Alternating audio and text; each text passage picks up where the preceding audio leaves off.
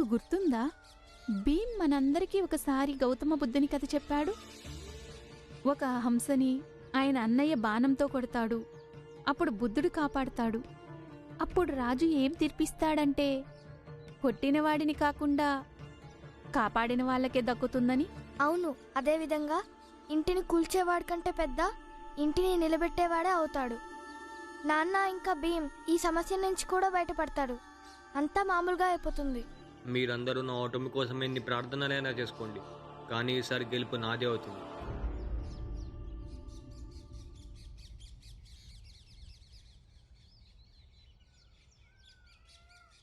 అత్తా, నీకు గుర్తుందా, అమ్మ బతికి ఉన్నప్పుడు ఎప్పుడూ తను మాటిమాటికి ఇలా చెప్తుండేది, నేను నీకు తోడుగా ఉంటాను భీమా వాళ్ళ నాన్న. భీమా, మీ అమ్మ ఎప్పుడు నీతోనే ఉంటుందని. అది అప్పుడు నాకు అర్థమయ్యేది కాదు, కానీ ఇప్పుడు అర్థమైంది. చాలా బాగా అర్థమైందత్తా. మనిషికి తోడుగా ఉండటం ఎంత అవసరమో అర్థమవుతుంది.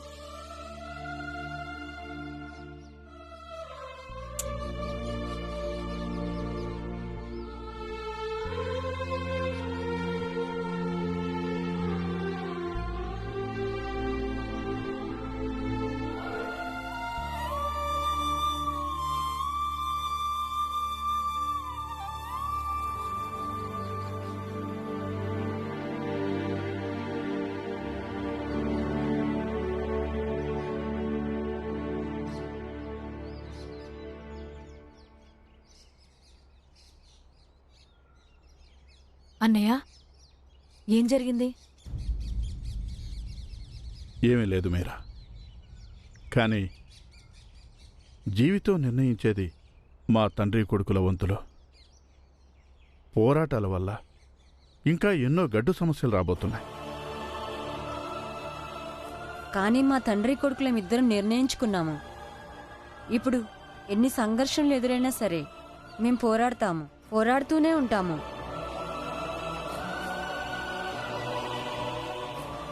ఒకవేళ సోదరుడు, సహచరుల కుటుంబం అందరూ వదిలేసినా సరే, కానీ మేమెప్పుడూ సత్యాన్ని, న్యాయాన్ని వదిలిపెట్టము. మనందరి ప్రతినిధిగా గోపాల్ వెళ్తాడు, కానీ నీకు ఇది బాగా తెలుసు, ఎవరిని కాపాడాలో ఇంకా ఎక్కడ ఎలా మాట్లాడాలో. నాకు గోపాల్ మీద పూర్తి నమ్మకం ఉంది. గోపాల్కి తన అన్న మీద పూర్తి నమ్మకం ఉంది. అయినా అందరు అన్నలు తమ్ముళ్ళు ఒకేలాగా ఉండరు కదా.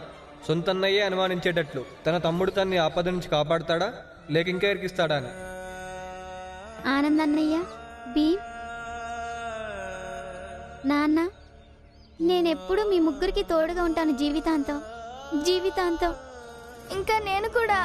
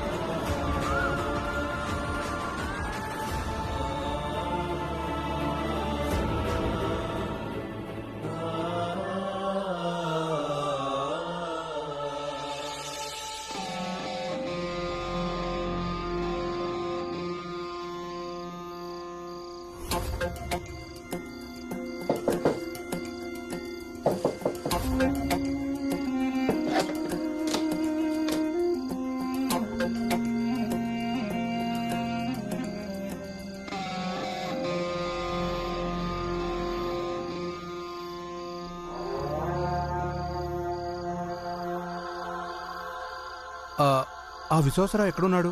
ఎక్కడా కనిపించడం లేదు. విశ్వాసరావు వెళ్ళిపోయాడు. ఎందుకంటే వాడు సంకల్పం పూర్తయిపోయింది. వాడు భీమరావుని ఓడించడానికి, ఇంకా తను ప్రతినిధి అవ్వకుండా అడ్డుకోవడానికి రప్పించబడ్డాడు. ఇప్పుడు ముందట్లాగే గోపాలే అన్నిటినీ చూసుకుంటాడు. ఇబ్బంది లేదు. ఇది స్వీకరించు బాబు.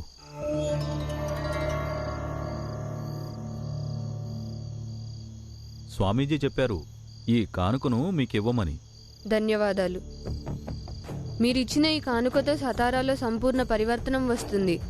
గోపాల్, ఇప్పుడు ఈ డబ్బుల్ని ఏం చేస్తావు? మాకు కూడా కాసిన ఇవ్వరాదు? తెల్లారేదాకా ఓపిక పట్టండి, అప్పుడంతా తెలిసిపోతుంది.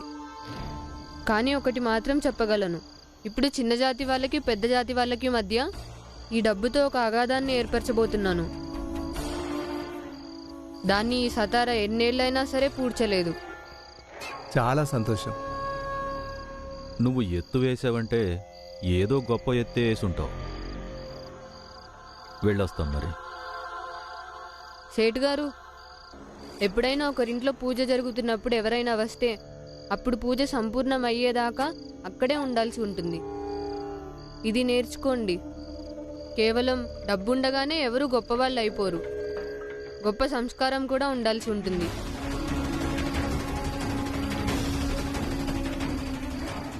సరే,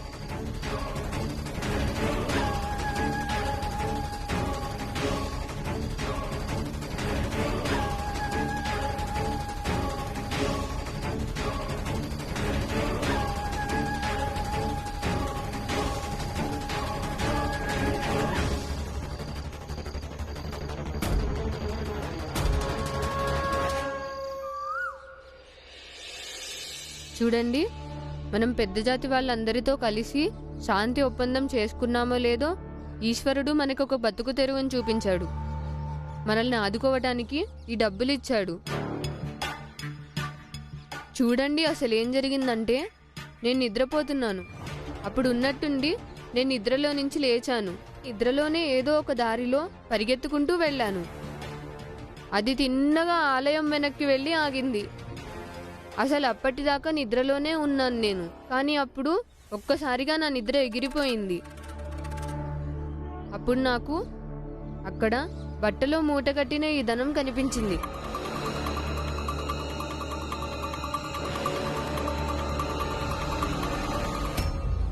అబద్ధం.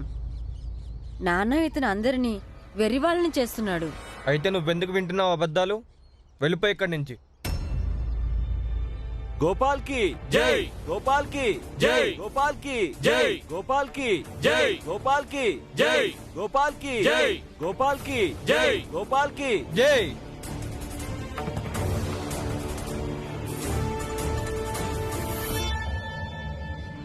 ఇప్పుడు ఈ డబ్బుతో నేను ఒక దుకాణం తెరుస్తాను. దాంట్లో చెప్పులు బూట్లు తయారు చేద్దాము. వాటిని తీసుకెళ్లి చుట్టుపక్కల ప్రాంతాల్లో వాటిని అమ్ముకుందాం. దానివల్ల మనందరికీ పని దొరుకుతుంది. మీరు ధన్యులండి. ధన్యుడివి గోపాల్. నేను నా కొడుకుని పొగట్టం బాగుండదు, కానీ భగవంతుడి లీలలు చూస్తుంటే ఇలాగే అనిపిస్తుంది. మనకి ఇంకా వాళ్ళకి మధ్య ఉన్న జాతి విభేదాల్ని దేవుడే స్వయంగా పరిష్కరించాడు. అందుకే దేవుడి కృప ఇప్పటిదాకా మన మీద కలగలేదు. ఈ రామ్జీ ఇంకా ఈ భీమరావు అందరినీ తన చెప్పు చేతల్లో పెట్టుకున్నారు. సమస్యల్ని ఇంకా కఠినంగా మార్చారు. మీరు చెప్పింది నిజమేనండి. మనం ఇప్పుడు ఈ డబ్బులతోటి చెప్పులు బూట్లు వ్యాపారం చేద్దాం. అందరికీ రోజు కడుపు నిండా తిండి దొరుకుతుంది. అందరూ సంతోషంగా ఉంటారు. ఏంటి పూరంజన్, సరిగ్గానే చెప్పానా? అది అంతే అంతే. భీంబాబు, నువ్వు చాలా పెద్ద పెద్ద మాటలే మాట్లాడతావు కదా. అతను ఒక ప్రతినిధిగా ఉన్నప్పుడు తనకు గౌరవం ఇవ్వాలి కదా.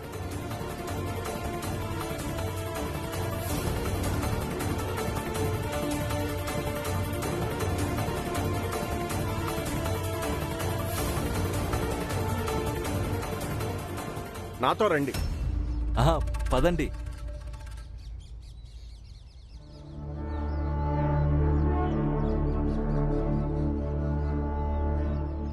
రామ్జీ ఇంకా భీమరావు, మీరిద్దరూ కూడా ఈ దుకాణంలోకి వచ్చి పనిచేసుకోవచ్చు. ఒప్పందాన్ని అంగీకరించకుండా అనవసరంగా గొడవలు పడటం మంచిది కాదు. ఇదిగో చూడు, నీ మిత్రుడు పురంజన్ కూడా మా వైపుకి వచ్చేసాడు.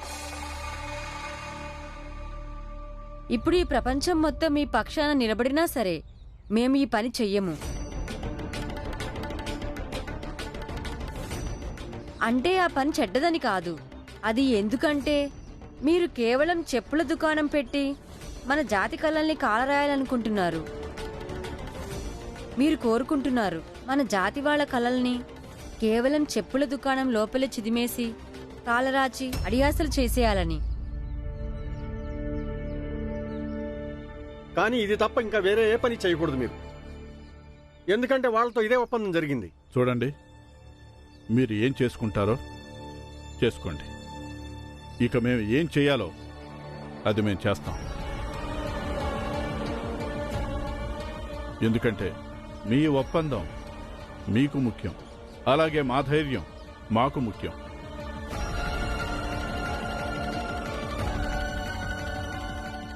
రామ్జీ, భీమ్రావ్, మీరు చెప్పింది తప్పు కావచ్చు, ఒప్పు కావచ్చు, కానీ మీరు గోపాల్ మాటల్ని కాదనడానికి వీల్లేదు. లేకపోతే మేం తప్పనిసరి పరిస్థితుల్లో మీ మీదున్న గౌరవ మర్యాదల్ని మర్చిపోయి మీ కుటుంబం మొత్తాన్ని ఇంటి నుంచి బయటకు వెళ్ళగొడతాము. హద్దు మీరు మాట్లాడద్దు.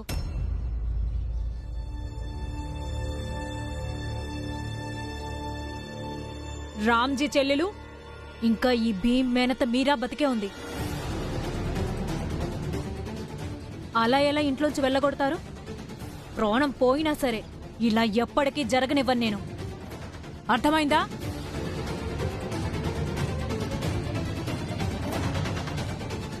వదినా,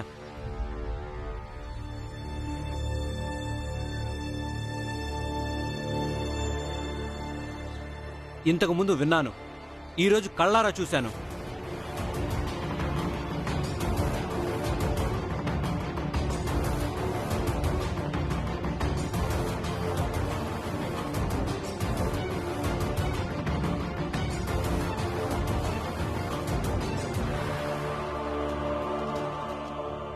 బహుశా నీలోని పొగరు, మొండితనము, పట్టుదల కారణంగానే పెళ్లిన తర్వాత కూడా నువ్విలా అత్తారింటికి కాకుండా పోయావు.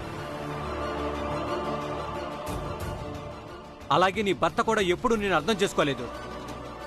ఇక వాడు లేను కూడా లేడు, ఇక నిన్ను అర్థం చేసుకోను లేడు.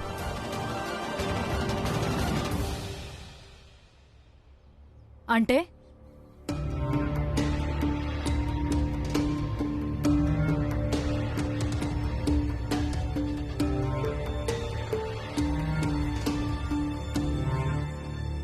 అంటే అంటే అన్న ఇప్పుడు ఈ లోకంలో లేడు. నీ భర్త చనిపోయాడు వదినే.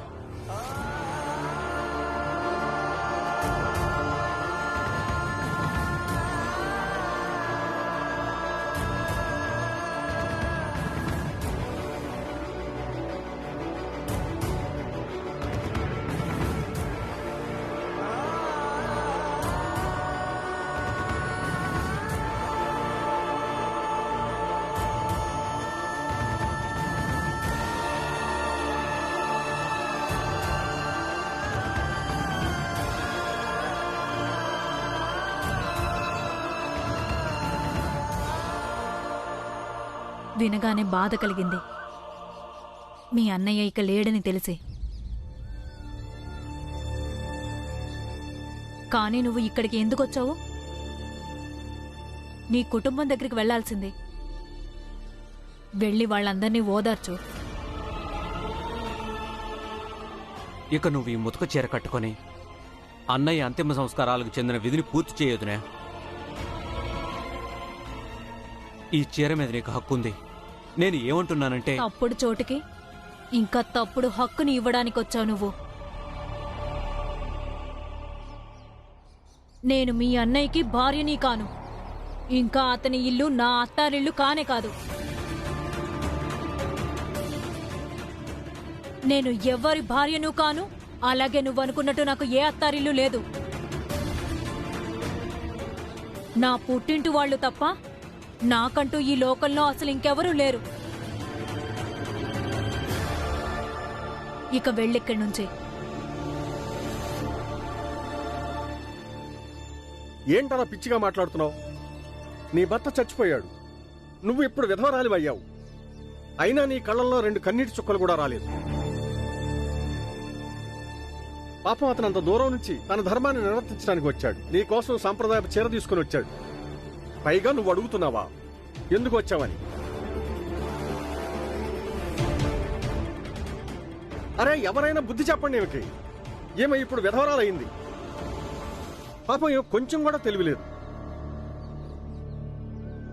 ఈమె బొట్టు గాజులు చెరిపోయింది.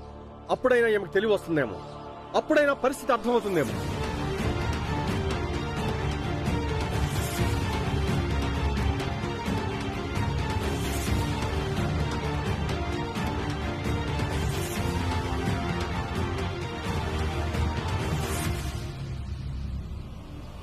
నేనే చెరిపేస్తాను. ఆగండి. మా అత్తకి బుద్ధి చెప్పే ముందు మీరు బుద్ధి తెచ్చుకోండి. మీరు తన సొంత విషయంలో కల్పించుకొని మాట్లాడకూడదని. అసలు నువ్వెవరు? సమాజం.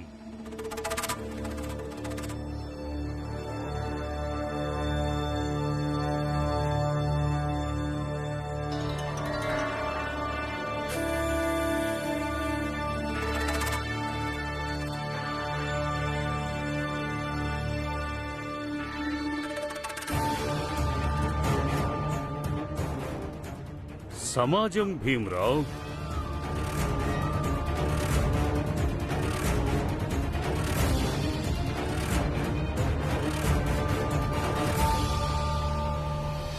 నేను విధవరాలనయ్యే ఆచారాలు ఏమీ చెయ్యనుగాక చెయ్యను. మా ఇద్దరి మధ్య సంబంధం ఏనాడో తెగిపోయింది. ఆ క్షణమే మేము ఒకరి దృష్టిలో ఒకరం చచ్చిపోయాము. నేను నా వంతు బాధ్యతల్ని అప్పుడే అందరి ముందు చెరిపేశాను.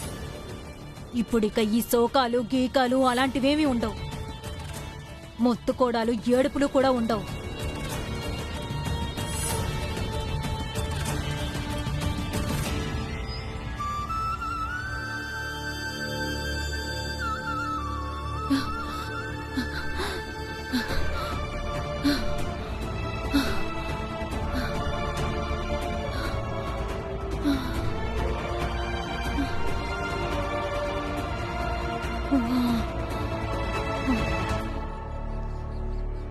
ఇక మీరు వెళ్ళండి.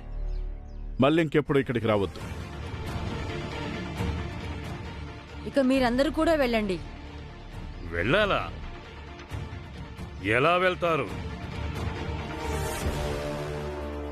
ఇప్పుడు చెయ్యాల్సిన కార్యం ఏమిటో అది మీ సమాజానికి చెందిన ప్రతినిధి నిర్ణయిస్తాడు. నువ్వు కాదు భీమ్రావ్.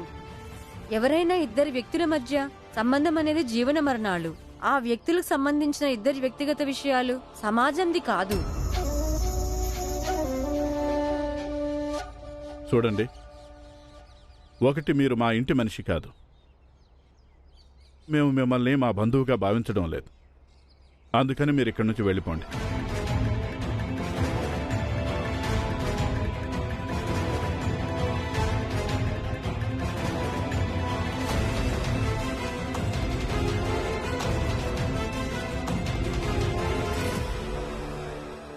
భీమ్రావ్, ఇదే సతారాలో నువ్వు ఒక పెద్ద జాతి విధవకి అండగా నిలబడి వితంతు ధర్మాన్ని మంటగలిగావు.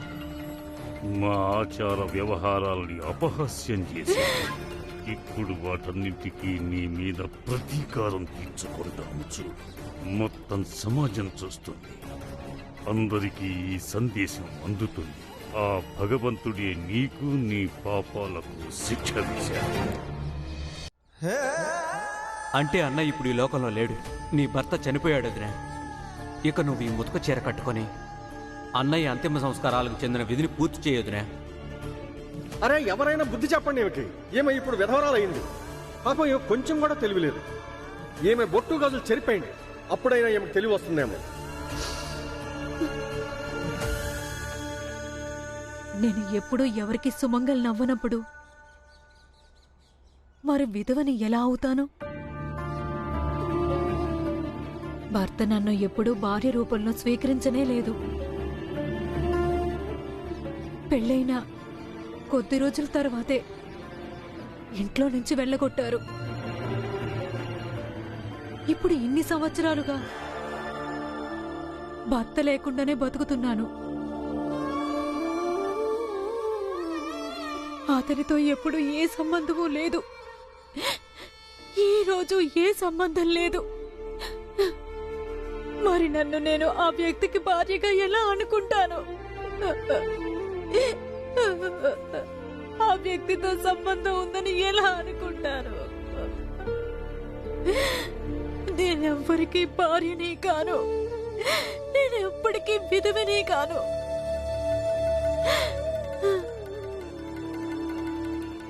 కాబట్టి నేను విధవరాల ఆచారాల్ని వేటిని పాటించను. ఎట్టి పరిస్థితుల్లోనూ నేను ఈ ఆచారాన్ని పాటించను. ఈ ఆచారాల్ని పాటించనంటే పాటించను. పాటించను.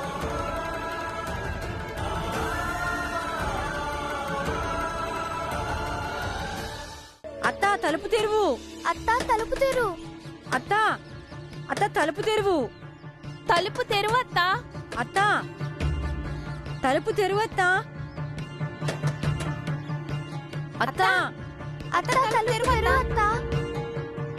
అత్తా అత్తా తలుపు తెరువు అత్తా.